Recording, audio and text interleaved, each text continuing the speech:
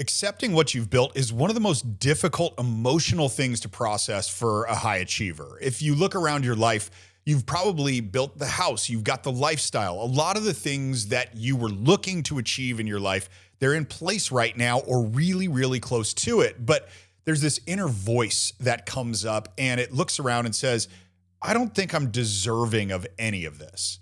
Even though the marketplace, it rewarded very clearly what you've done, that inner voice keeps coming up and it starts to tell you things like, maybe that was just luck. I don't know why any of this happened. So in this video, we're going to talk about why it's so difficult to accept what you've built and ultimately what that's costing you in your life. And I want to start out by painting a contrast between external reality and the internal feelings that we have.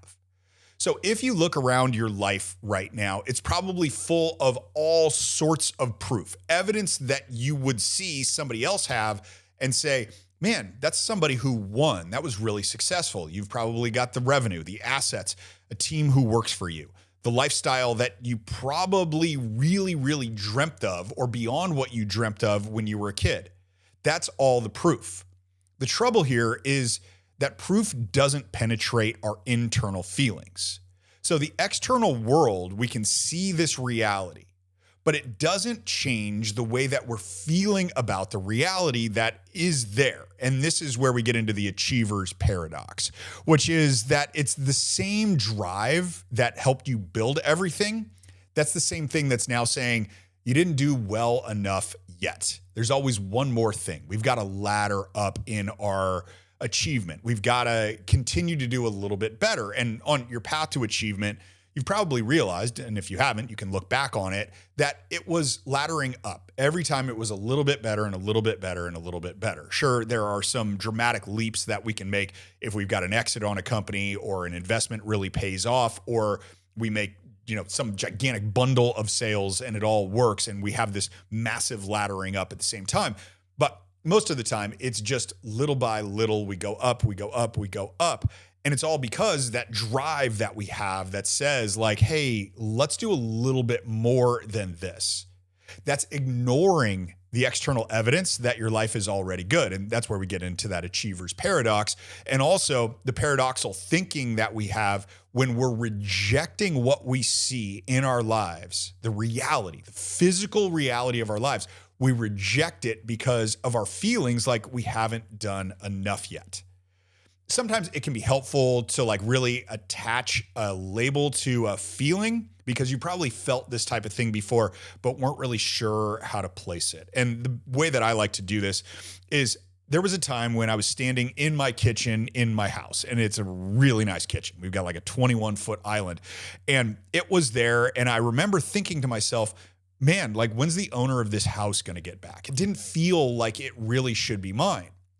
And what I realized was that there was a time 20 years earlier when I stood in a somewhat similar kitchen. Design styles have changed, but like it was a massive kitchen with all the highest end appliances. And I remember seeing this guy that had this house and thinking that guy made it. What I didn't realize at the time was that I was only looking at his external reality. I didn't have to think about his internal feelings. I only had to start thinking about the internal feelings once I became that guy.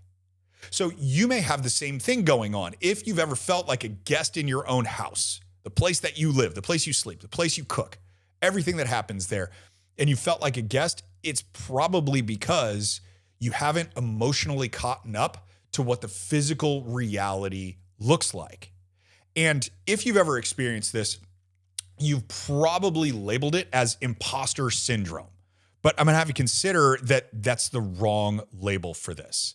Because let's think about imposter syndrome and what that really means. Imposter syndrome is like, hey, I'm really afraid of being found out. But that's not what's happening here. That's not what's happening for you.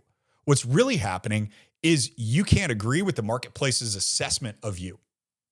I'm going to have you consider that to achieve what you've likely achieved, assuming you're the right person listening to this video, you have done things that are incredibly difficult, that a lot of people wouldn't be willing to do. They wouldn't be willing to step into the vulnerability of having to learn what you had to learn to get what you've achieved. They wouldn't do the things that you did, not because the things you did were bad. It's because they were uncomfortable. You likely had to step out of your comfort zone and step into the unknown massively in order to achieve what you want.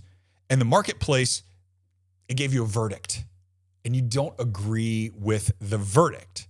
It's not imposter syndrome. You're not sitting there worried somebody's going to find out that you worked really hard, or that you stepped in and did difficult things, or that you decided to learn and improve yourself. Like, you're not worried about being found out about that. So it's not imposter syndrome. It's simply disagreement, right? The marketplace, it's got an objective scoring system. None of that's subjective. All it does is reward output and contribution. And if you look around at your life, the physical reality, the marketplace, it gave you a verdict. It rewarded what that is. All that's happening is your emotions are rejecting the score, which is ironic because to achieve the kind of outward success that you have, you were looking at numbers a lot, kind of a scoreboard, and you were agreeing with them, making decisions based on that. But once the marketplace finally has this like long-term vote and you reject the score, it's not fraud. It's disagreement between evidence and your identity. The evidence is there, but your identity is still there. And that usually happens because there are two primary levels of guilt that high achievers have. Anytime they do this, there is this feeling of guilt.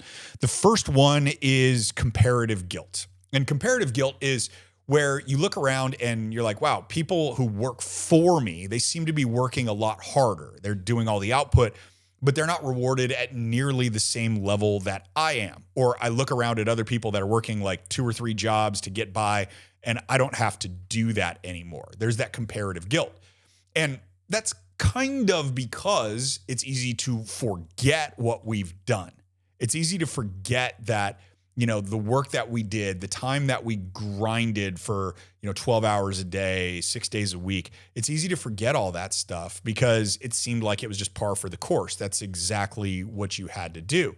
So when we look at other people that are grinding like that and our lives are paying off a lot better, and we've forgotten what it was like to have to work so hard, we can start to compare our effort versus somebody else's effort. Because it gets ingrained in us so early on that time and money are coordinated, but they're really not. It's really like skill and output. That's all it is. So we can compare ourselves and feel guilty about the work other people are doing. The second kind of guilt that we tend to feel when we achieve a lot is this worthiness guilt. It's like, what I did, it wasn't that hard. Anybody could do it. You probably have said that, or at least thought that. But is that really true? Because when you look at what you did, sure, you might see it as ordinary and normal and boring. It's like, yeah, anybody that wants to do that. But if everybody was willing to do what you did, and if anybody truly could do it, ask yourself the question, why haven't they? Because chances are you look around and you've got an elevated standard of living to most people. But there's still this question of worthiness because you think, oh, you know what? Anybody could have done it, but they couldn't have. And the whole evidence you need is that they didn't. So it's really, really easy to get in there, to downplay the difficulty of everything that you've done because you have this bias that you think everybody thinks like you and acts like you. But again, the evidence shows that they don't. But it's also easy to downplay it because it helps keep you small, right? It helps keep you feeling small, like you're still unworthy, like you still have a lot to achieve. That's kind of like the smallness I'm talking about here. And that smallness keeps you safe because it helps keep your identity there. Because both of these guilts, they serve the same function. They keep you from being the guy who already won, which is a really, really difficult thing to accept. And this is kind of an identity protection mechanism. It's really hard to accept that I built something extraordinary. It's hard to do that because what it does is it forces a shift in your identity. Your identity to get to where you are has been because you've been a striver, right? You strive when other people are willing to rest. That goes back to you did a bunch of hard stuff that nobody else was really willing to do. And that's why you have what you have and they have what they have. It's the basics of a meritocracy. Like, I love that. But it's really hard because your identity was a striver. And having something where you're like, I built something extraordinary, that forces you to shift from being a striver to somebody who already won. And man, that is a very difficult thing to accept. That's why you see a lot of times people have these identity crises after they exit their company or after they've made enough working for somebody else that they don't have to identify with their work anymore. It's really, really difficult because if I'm not a striver, then who am I? That's the terrifying thing, right? It's that if I arrive, then who am I? And I'll have you consider this is another reason why we keep moving the goalposts with whatever goal that we try to achieve and then ultimately achieve. We get there and it doesn't feel exactly like we wanted it to feel. And so we just set a bigger goal and we think that the next one is going to make us feel like that. Ultimately, that's not what we're chasing. We are trying to confirm our identity as a striver, not somebody who's already arrived. And guess what's going to happen if your identity is a striver? You're always going to strive and you're never going to arrive. And that's a real challenge. People that haven't achieved anything yet, and I can imagine if there are any that are watching this at this point in the video that haven't achieved anything, they're sitting there going like, why are you guys so upset? You have everything that we could possibly want, but you're still there. That's why it's interesting that this is something that high achievers face. So we have to get to the space where if I arrive, then who am I? And that's why we downplay it and keep the game going. Hey, this thing isn't impressive yet. I'm sitting in my fourth house that my wife told me was my forever house because it always needs to get a little bit better because I fall into these same patterns. I had to be a striver. That's who I identified with. And it took a lot of deep work to figure out who I would be if I had already arrived. And so that's why it's easy to downplay. It means you still have something to prove. It means you still have a reason to get out of bed. So the real fear here, it's not unworthiness. It's what happens if what happens to your drive if you admit that you already won, right? That's really it. I want to say that again because I feel like I fumbled that on the way out. The real fear here, it's not unworthiness. It's not that you're unworthy of what you achieved. It's what happens to your drive if you admit that you've already won. And that's back to because you identify as somebody who strives, not somebody who's already there. What happens? What happens? Who do you become? That's a really terrifying thing because chances are you've identified as a striver for a long time, right? Really long time. And so it is terrifying. It is scary. The fear isn't unworthiness. It's identity. So with all of that, let's look at like what this is really costing because it's real. Like we'll go back through this, like the reality of the external world versus your internal feelings is a very real paradox. It's a very real contrast. And so I hope you understand now why all of that's happening, but we have to understand what this is costing you because when you understand what it's costing you, chances are that's where you get the little shift and you get to make a change that ultimately helps improve your life in some way.